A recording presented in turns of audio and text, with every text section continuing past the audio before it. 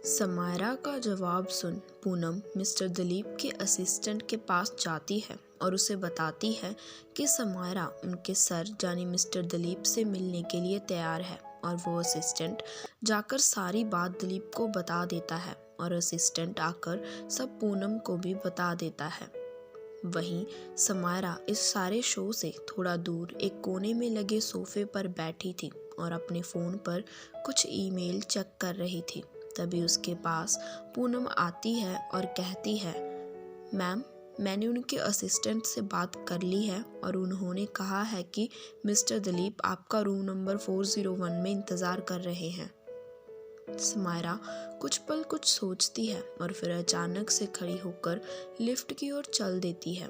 पूनम उसके पीछे जाने वाली थी पर समायरा उसे हाथ दिखाकर वहीं इवेंट संभालने को कहती है और लिफ्ट के अंदर जाते ही 5वें फ्लोर का बटन दबा देती है। कुछ ही सेकंड्स में समायरा 5वें फ्लोर पर थी। वो अपने आसपास एक नज़र घुमाती है और रूम नंबर 401 की ओर चल देती है। समायरा उस फ्लोर के दाईं ओर जाती है और जैसे ही दरवाज़ा खटखटाने लगती है तो देखती है कि दरवाज़ा पहले से ही खुला था। समायरा दरवाज़ा खोलकर अंदर जाती है और देखती है कि उसके सामने एक 39 से 40 की उम्र का आदमी खड़ा था जिसकी समायरा की तरफ पीठ थी। इससे पहले कि समायरा कुछ बोलती वो आदमी कहता है, आइए मिस समायरा, हम आपका ही इंतज़ार कर रहे थे। ये कहकर वो आदमी उसकी ओर पलटता है और उसे देख समायरा शांत आवाज़ में कहती है, हेलो मिस्टर दिलीप। दिलीप उसकी ओर पलटता है और मुस्कुराते हुए उसकी ओर बढ़ता है और अपना हाथ आगे बढ़ाते हुए कहता है, हेलो मिस सिंह। समायरा भी उससे हाथ मिलाती है और दिलीप उसे बैठने का इशारा करता है तो समायरा पास में पड़े ही सोफे पर बैठ जाती है और फिर दिलीप उससे मुस्कुराकर कहता है, मैं आपका शुक्रिया अदा करना चाहता था कि आपने इस इवेंट को बहुत अच्छे से हैंडल किया। समायरा बिल्कुल शांत आवाज़ में कहती है, ये मेरी ड्यूटी है मिस्टर दिलीप कि मैं अपने हर क्लाइंट को अच्छी से अच्छी सर्विस दूं। दिलीप मुस्कुरा देता है और सोफे से खड़े होते हुए गिलास में एक ड्रिंक भर समायरा की ओर बढ़ाता है पर समायरा उसे हाथ दिखाकर मना कर देती है, मैं ड्रिंक नहीं करती।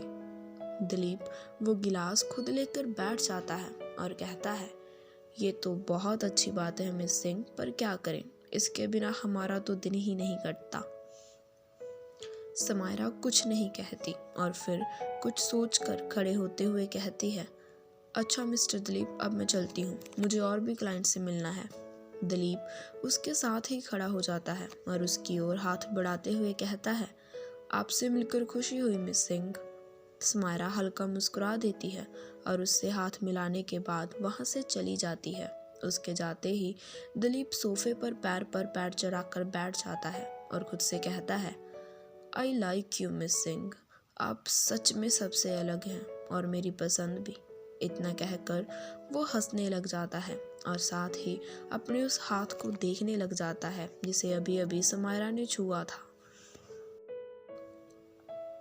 वहीं समायरा उस हॉल में इवेंट का सारा काम एक बार खुद देखने के बाद एक और जाती है और तभी पूनम जल्दी से उसके पास आती है और कहती है, मैम, वहाँ पर मीडिया वाले आपका इंतज़ार कर रहे हैं, वो आपका इंटरव्यू लेना चाहते हैं। समायरा बिना उसकी ओर देखे कहती है, मुझे कोई इंटरव्यू नहीं देना, तुम्हें पता है I am not interested in all these things.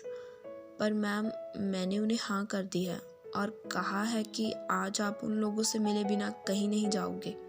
Poonam अपना सिर झुकाए कहती है तो समायरा अपना सिर हिला देती है और पूनम को देखते हुए कहती है, तुम्हारी 1 महीने की सैलरी कट। इतना कहकर समायरा हॉल से दूसरी ओर चल देती है जहां पर उसका इंटरव्यू लेने के लिए मीडिया वाले खड़े थे और वहीं पूनम अपना चेहरा लटकाए उसे जाते हुए देखती रहती है और खुद से कहती है, गलती तो मेरी ही है, मुझे पता था कि ये कभी भी इंटरव्यू नहीं देती, फिर भी मैंने अपने ही पैर पर कुल्हाड़ी मार ली, अब क्या करूँगी। इतना कहकर पूनम मैम मैम कहते हुए समायरा के पीछे की तरफ दौड़ जाती है वहीं समायरा स्टेज पर जाती है और उसके सामने कुर्सियों पर बैठे मीडिया वाले अपने सवालों के लिए तैयार थे। समायरा जाकर स्टेज के टेबल के पास लगी कुर्सी पर बैठ जाती है और पूनम भी जल्दी से आकर उसके बगल में बैठ जाती है। मीडिया के लोगों में से एक लड़की खड़ी होती है। वो थोड़ी चिड़ी हुई लग रही थी और वो समायरा की तरफ अपना माइक बढ़ाते हुए कहती है, मिस समायरा सिंह, मेरा आपसे पहला सवाल ये है कि आप कभी भी हम लोगों को अपना इंटरव्यू क्यों नहीं देती। समायरा अपनी एक आईब्रो उचकाकर उस लड़की को देखती है और कहती है, क्योंकि I am the Samaira Singh. वो लड़की समायरा के ऐसा बोलने से और चिढ़ जाती है और कहती है, मेरा अगला सवाल।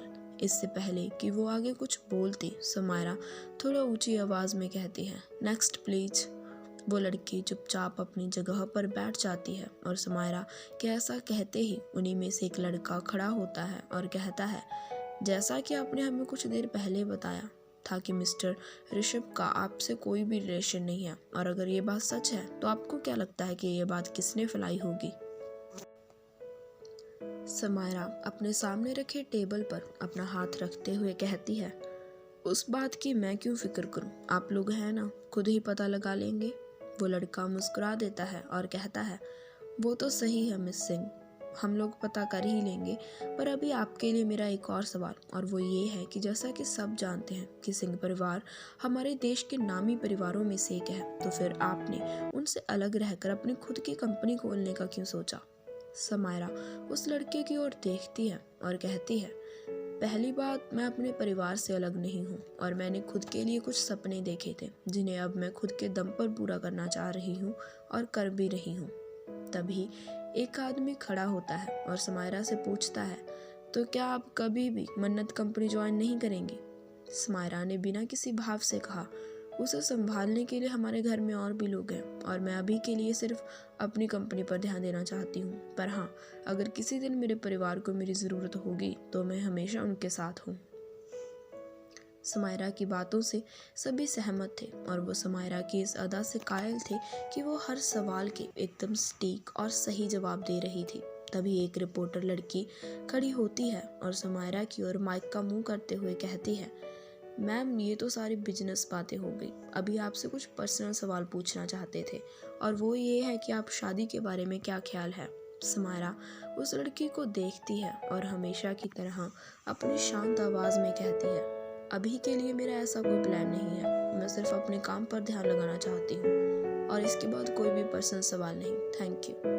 समायरा के ऐसा कहते ही वो लड़की बैठ जाती है और तभी बाहर से 2-3 लोग आते हैं और वहाँ बैठे रिपोर्टर्स के कान में कुछ कहते हैं और उनके ऐसा कहते ही वहाँ मौजूद सभी लोगों में कुछ बातें होनी शुरू हो जाती हैं और सभी किसी बात को लेकर बेहद गंभीर नजर आते हैं। और वहीं उन सब के सामने बैठी समायरा समझ नहीं पा रही थी कि आखिर अचानक ऐसा क्या हो गया कि सब लोग ऐसा बिहेव कर रहे थे। वो पूनम को अपनी ओर बुलाती है तो पूनम अपनी जगह से उठकर उसके पास जाती है और कहती है, यस मैम। समायरा उससे कहती है, ये आखिर हो क्या रहा है, जल्दी पता लगाओ।